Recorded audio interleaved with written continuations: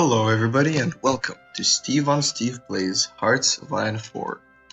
Today we will be playing as the United Kingdom, or rather, the British Empire in the new Together for Victory expansion.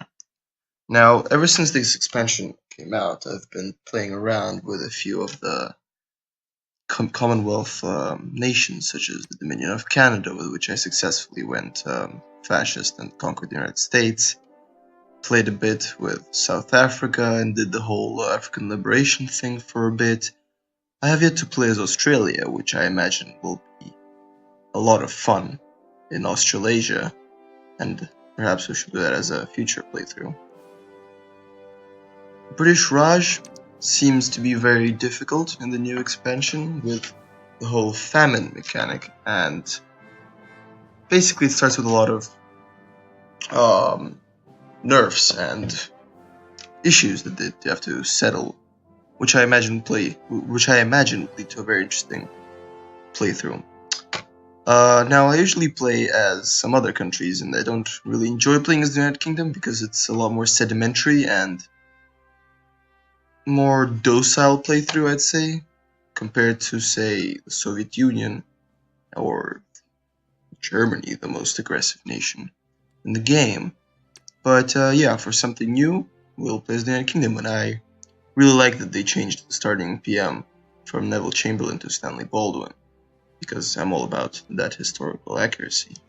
So let's get right into it.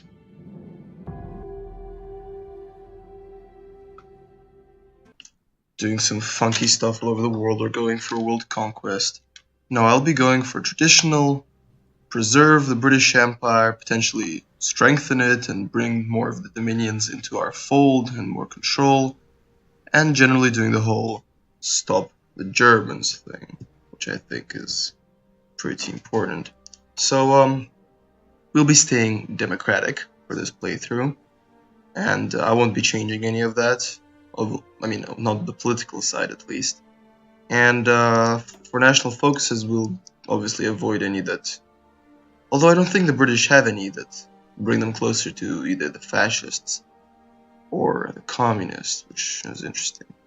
For our playthrough, we'll be using the continuous focuses, which I think is a great addition, especially the suppressed subjects one, because that will obviously come in handy with dealing with our subjects, which majority of which are dominions, in fact, and not puppets or colonies, which means that if I were to go fascist, they would break free. And that's not so much of a concern this time, since we're not playing as fascists, but I'll nonetheless try to lower their freedom, or what is it called, autonomy, because the lower their freedom, the more bonuses and buffs you get from them, such as, trade and technology and some such. So British Raj is already a colony, and British Malaya is an integrated puppet. And I really love British Malaya. You get tons and tons of rubber from them, which is always good. So yeah, let's get this started. Obviously, we're gonna want to industrialize ourselves a bit more. 33 factories is a bit poor for a major power compared to, say, the Soviet Union or the United States. But we'll have to do. Obviously, since I won't be doing any kind of early aggressive expansion, we'll have to build up civilian factories, which is obviously pointless if you're playing an aggressive playthrough, since you'll be getting those factories fairly soon anyway, and you'd rather focus on military factories. I'm going to be building up in the north, especially Scotland and Northern Ireland, and maybe this part, because, of course, this whole part of Northern England and Southern England, it's susceptible to bombing from Germany, whereas the north of Scotland and Ireland isn't nearly as much. So, obviously, when we run out of space there, we'll have to move southwards, but until then, that's fine. For research, we'll go with the obvious starter research, basic machine tools, construction, all the stuff that will help us gear up for the inevitable conflict with Germany. Now, I don't know if Britain is the only country that starts with radar researched and radar stations built, and I think that's kind of cool, though I've played this game for a very long time now, and I consider myself to be fairly decent at it, but I have yet to see the point of radar, because, I mean, it seems like a good idea in theory, but I haven't been able to see the advantages, and it's quite expensive in terms of production to build radar. That's 3,000 production points, which 3,300, which is almost as much as a military factory. So it's a lot of production to go for something that I really don't understand the point of. Perhaps some of you will correct me, or in fact inform me. We'd like to go for land doctrine, which is important. I always like to keep at least one of my research slots a land doctrine until I finish it. So we've already started as the British with the Grand Battle Plan doctrine, which focuses on preserving a large empire throughout the world. So we'll keep going with that since we already started with it. We'll go with Grand Battle Plan. Yes, national focus. So, should we start with rearmament or with the political? Ooh, this is a good one, which lets you, because this one gets knocked out until world tension starts creeping up. But see, I'm always stuck between the choice between immediate political and army experience one and the industrial one. Although it will be a lot more fruitful for us as the British to start industrializing very quickly. So I think we'll go with limited rearmament. Yeah, the recent stirrings from Germany and other fascist powers around the world suggest that we may not enjoy peace in our time. That's a bit early for that code, don't you think? 2 years too early. 2 years and some. But yeah, alright, we'll do that. Low manpower. Well, that's just typical. The war to end all wars. Yes, that's a terrible modifier. Alright, so 3 military factories. We'll obviously need some rifles. That's a must. I always start with at least 5 before I arrange the other ones, because infantry equipment is by far the most important one. Yes, 14 factories is not that much at all. So this, yes. You see, this is what I like to do with the naval thing at the beginning. I'd like to get rid of it all, because it confuses me, and I don't like to micromanage it. So yes, although some of them were already in progress, boo-hoo, whatever, get over it. Because I find that it's best to just get your navy organized straight from the bat, because then you can divide it and actually micromanage it, because I'm a very OCD, compulsive person. I like things to be neat and orderly in the way I like them. So I'm going to just bring my entire fleet, the great British fleet that ensures that the sun never sets in the British Empire, all the way back to England, to Sussex, so we could reorganize it, probably into quarters. Yeah, quarters seems sensible. One for North for Germany, one for the Mediterranean, one for East Asia, and I guess one for the Atlantic or Pacific, although that's the East Asian one, so I guess for the Atlantic. Of course, there's also the submarines, which I'm not sure about. So yes, back to the military factories. One of these here. Of course, we need artillery. That's a must. What production are we lacking currently? Stout artillery, that's that. What about motorized? I'd like to get some motorized out of the way. Which, even though we may not actually have any motorized in our units, it's best to stock up early. Oh, what am I doing? Yes. That's how I'd like to prioritize it first, because I see it as the frontline troops need to get their equipment most importantly, and I need to access it the quickest. These 3 are obviously top priority.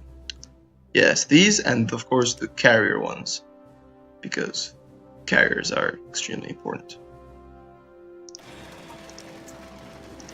I'd like to see if our naval doctrine is, yes, fleet in being. Yeah, that's more the American one, isn't it? For the Pacific theater of war with the islands and stuff. Yes. Alright. So, dockyards, I'll wait. Actually, no, I'll have them on convoy building until all of the ships arrive in Sussex, at which point we can begin to actually build additions to the Royal Navy and such. That's a lot of oil. But yes, there is British Malaya, is there not? Yeah, oh, that's not that much at all. Oh yes, don't they specialize in... Yes, that's more like it. Well, okay, so British Malaya.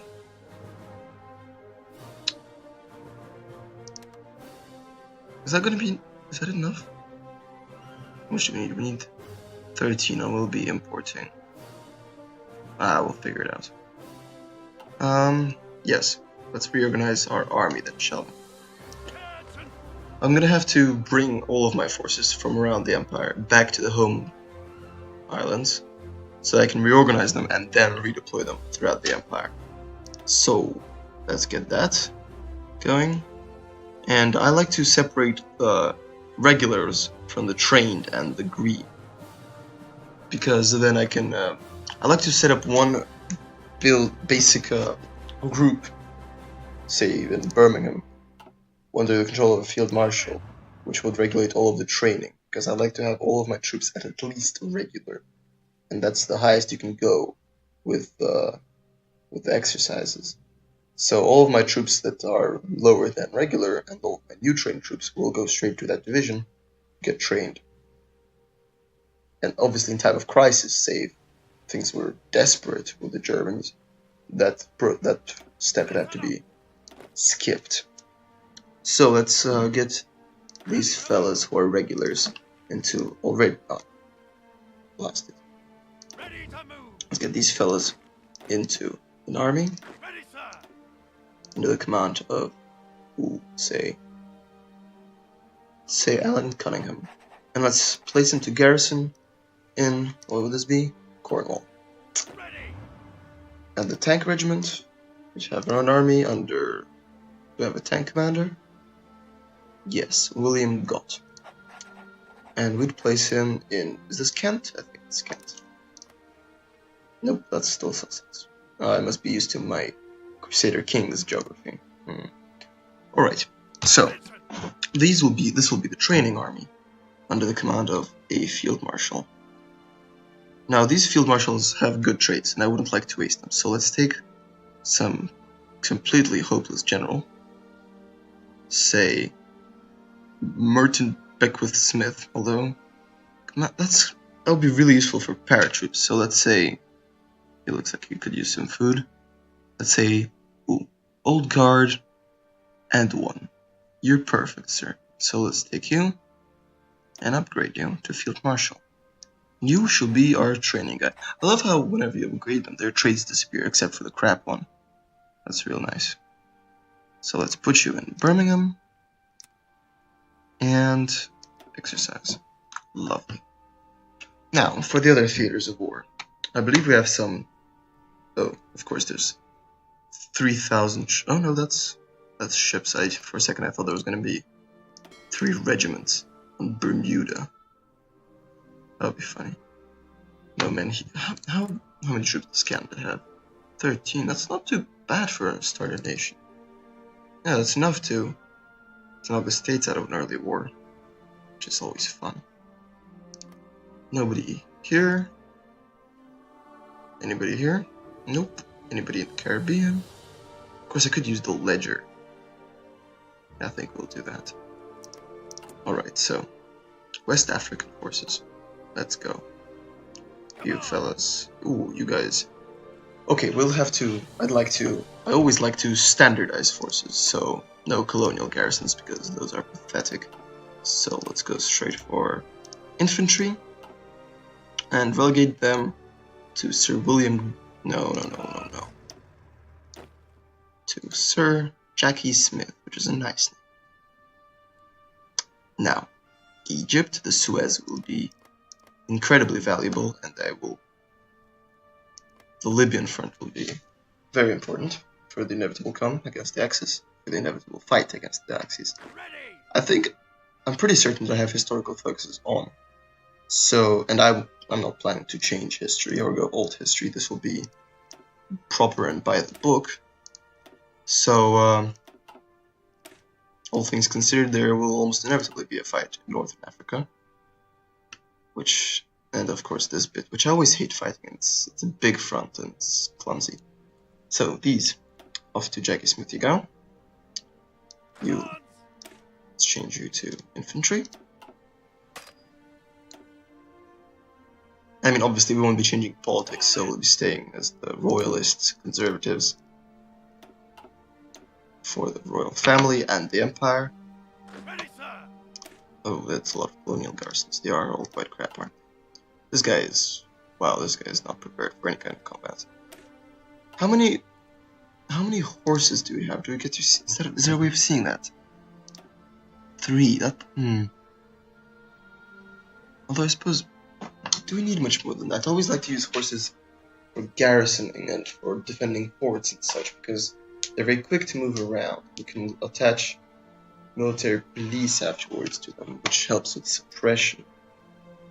Although I don't plan to do that much suppressing, because I'm not going to be expanding rapidly throughout, say, Europe, like somebody might. So no, I think I might get rid of my cavalry. Replace it with either tank. Yeah, I'm gonna get rid of my cavalry. So, who here we have? Okay.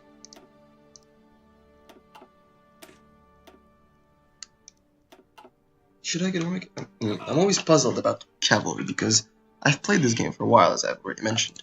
And as with radar, I struggle to see any real use for cavalry except for garrisoning and, policing occupied territories, because they're not amazing in combat. And I mean, they are kind of useful as the Soviet Union for a bit of, cannon fodder. But other than that, well, they're not much use, I think.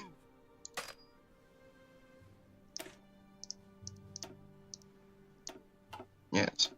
So is that all of our troops then? Ooh, no. Malta, but of course. Yeah.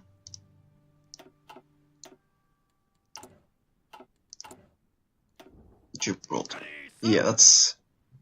we're gonna help out the Republican forces as much as we can, but hopefully they join the Allies, because I really don't want to lose Gibraltar, because Gibraltar is massively important.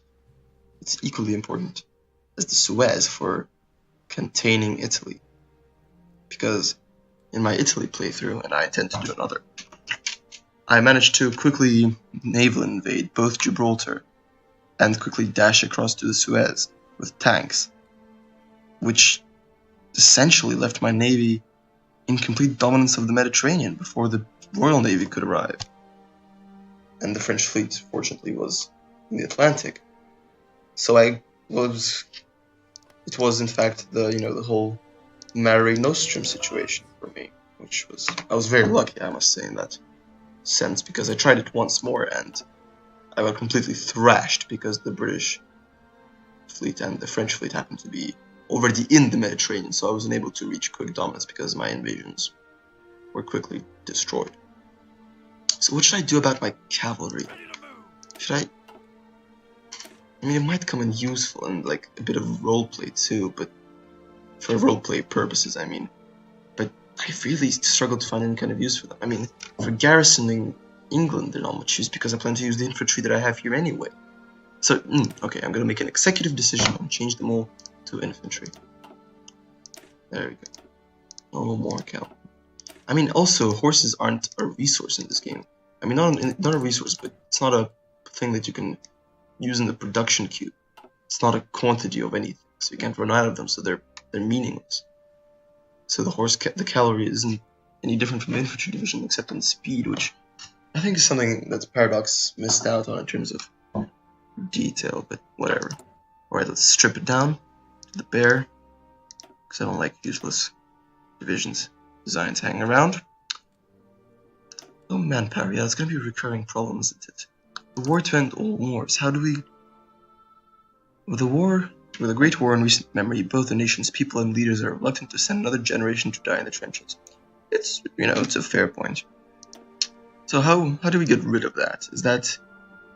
I imagine it would be in the army bit. Yes. Military training. Yes, there we go.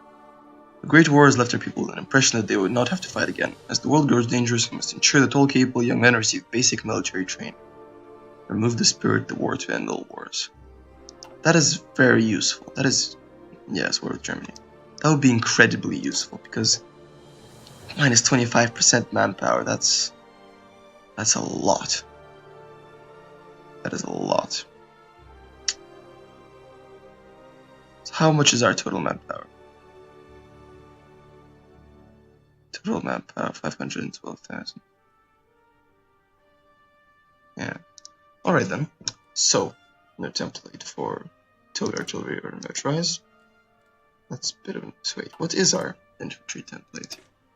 Engineers is a really good support thing because it's great for defense and obviously river attacks. River attacks are annoying, obviously, when you're attacking against or in a major city. Which I remember playing in Hearts of Iron 3, and playing the Black Ice mod, which made the city sieges just a nightmare.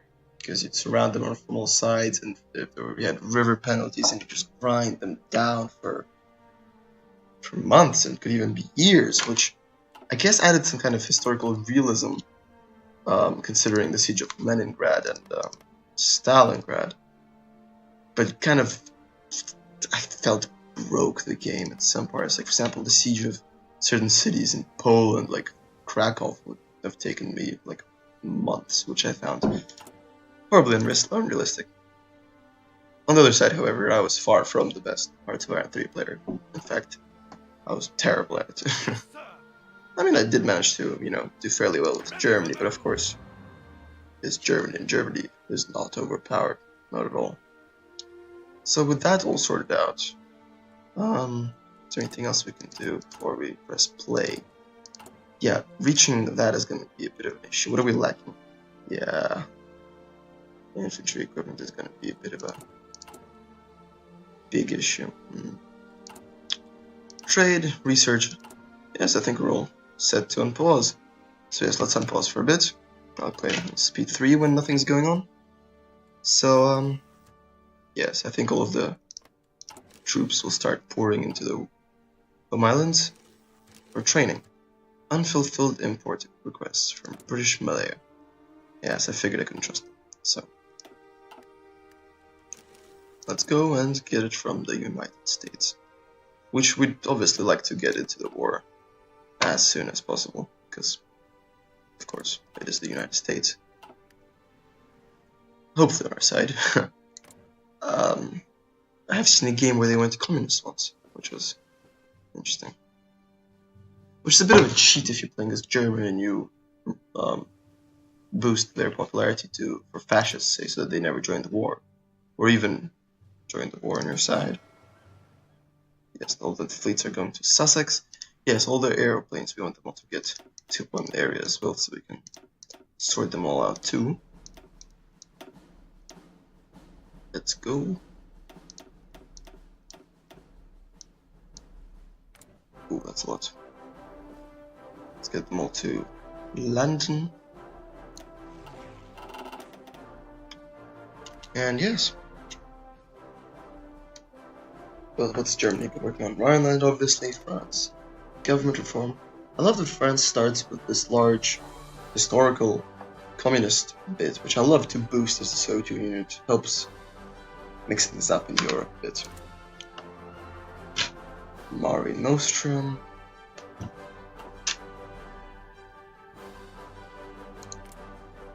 I'm surprised they're not doing the Great Purge, although that's a healthier investment with the 5-year plan.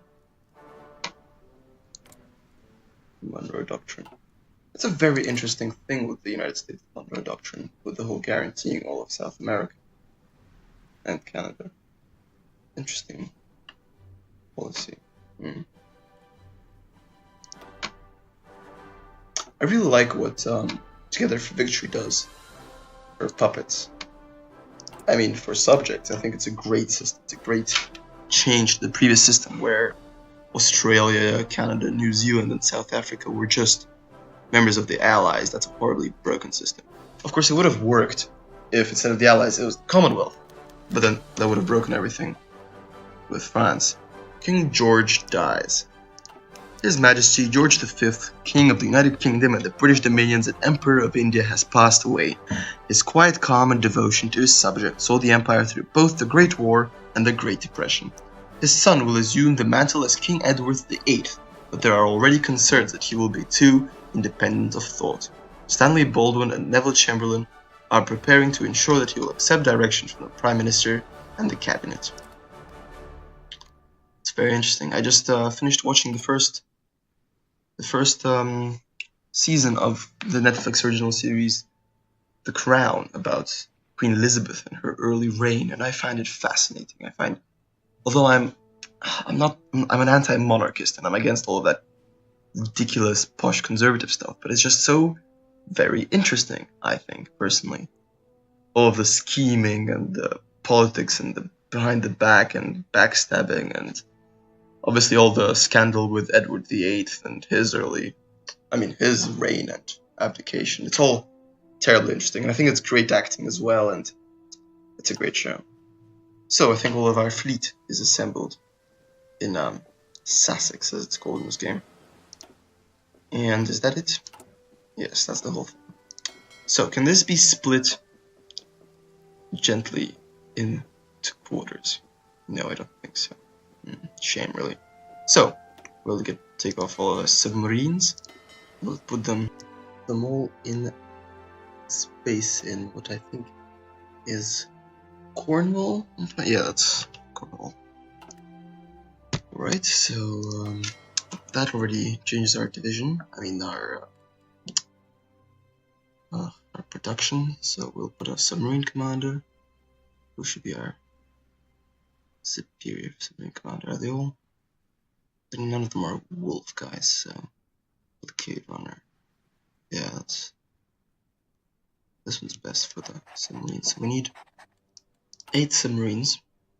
I always like nice and clean numbers. It's really my thing. It scratches an itch that I have. So let's go. I have 8 submarines designated for. Obviously, I'll have to rename this to the submarine. Oops. Submarine 8. I think I only have one to blockade Europe. Okay, so this goes to submarine. Once again. Excellent. So that's a submarine sorted now. And now the rest of the Navy. To have it. And then we'll have it. And that's the bigger one, isn't it? Yes, and we'll have it again. Excellent. So we must send at least one of that to East Asia. And where would that be most fortunate for us? Say, what's this fleet here? Yes, excellent. It's Singapore. So we send them to Singapore. We'll give them a commander. About John Tovey. Excellent. Oh no, I quite like to send this one. That's one.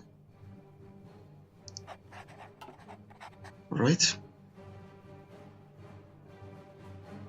I have a problem with my mouse, which I forgot to mention, which inhibits my scrolling. So I'm gonna have to use the page up and page down keys.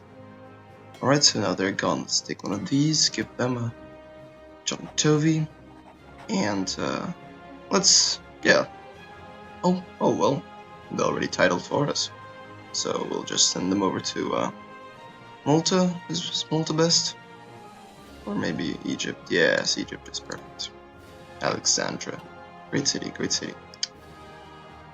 I think we'll just finish off with these ships and that'll be the end of this video. So this will have to be the North Seas Fleet.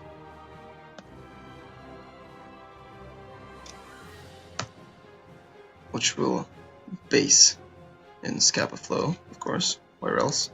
What exactly is their naval? Okay, so we'll have to build that one up, obviously. And should I keep 2 of them here? I'm not gonna have any trouble in the Atlantic, am I? Yeah, this will be the Channel Fleet. Makes sense. And they'll be stationed in London, in the Greater London area. I love how that's titled. So I think that'll be all for today's video. Thank you for watching, and if you see anything, if you liked anything, leave a like, a comment, and subscribe. And if you have any recommendations or suggestions for future videos, please leave them in the comments below. I was Steven. Thanks for watching.